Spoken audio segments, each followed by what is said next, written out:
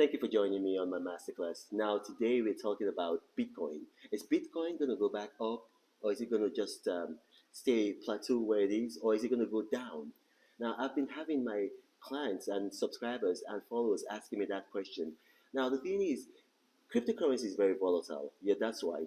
But we do know something. There's been at least almost 10 years. Bitcoin came about in 2013, so it's 9 years this year. And it takes, like I told you guys before, 4 years to index a financial instrument.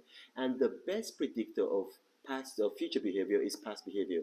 And if we take the past behavior of Bitcoin, we see that it's a currency, though volatile, that is driven by the laws of demand and supply. So the value just doesn't go up and down. A lot of times, the value of a Bitcoin becomes very volatile, not just because of market forces, but because of the utterances of influential people in the international finance, people like Elon Musk, people like Warren Buffett, and then so their comments affect Bitcoin, either drives it up or brings it down, and then after a while it stabilizes, and then market forces control Bitcoin. So what we see from that there is that we can rely on market forces. And what are the market forces telling us? 6 months ago it was that 36% of all small, medium scale enterprises in America accepted Bitcoin. Now, that figure has risen to something like 45% if you go by the latest data. So, the laws of demand and supply are in favor of Bitcoin. So, I'll tell you what, 3 days ago, Facebook, now known as Meta, released information that for the first time subscriber numbers have gone down. And you saw what happened in the stock market. The prices of the value of Meta stock went down in one day. I believe Mark Zuckerberg lost about 27 billion of his own personal fortune.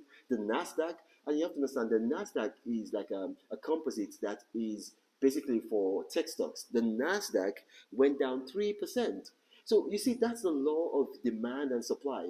Now, in this case, the law of demand and supply are heavily in favor of Bitcoin because more and more people are accepting Bitcoin. El Salvador, September 7 last year, Bitcoin became legal tender in El Salvador.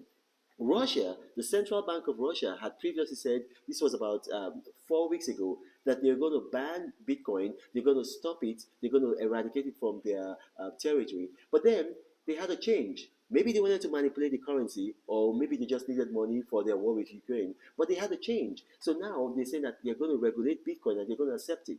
So you see, the users, people, the people who are using Bitcoin are actually increasing in number. And what drives a currency up in value is the law of demand and supply. How many people are accepting that currency? So, for instance, the United States dollar is accepted worldwide, and that gives it a very strong value. The British pound sterling, same thing. But when you have like a currency that is not accepted worldwide, like the Chinese yuan, even though China has a very, very strong economy, but because the yuan is not a currency that is accepted worldwide, it affects the value. So, but with Bitcoin, we see everywhere. Bitcoin is accepted everywhere. Now, even in countries like China and other countries that try to ban it, other people, some people are trying to use it. So, my personal opinion, and remember, this is my opinion. This is not. It's not financial advice. Is that Bitcoin is going to go back to somewhere around the level we saw it last year. So last year, I think it hit a high of $68,000. I think it's going to go somewhere like maybe $57,000. So my counsel to you: buy Bitcoin now, buy cryptocurrency, but don't just buy any coin. Limit yourself to Bitcoin or Ethereum because I think they're going to go up. I told you guys, I think about 2 weeks ago, Bitcoin was going to go up. It got to 42, and now it's now plateaued at 41,600. Trust me when I say buy Bitcoin, buy Ethereum. Now, this is Brandon Omokri. Thank you for watching, and God bless you.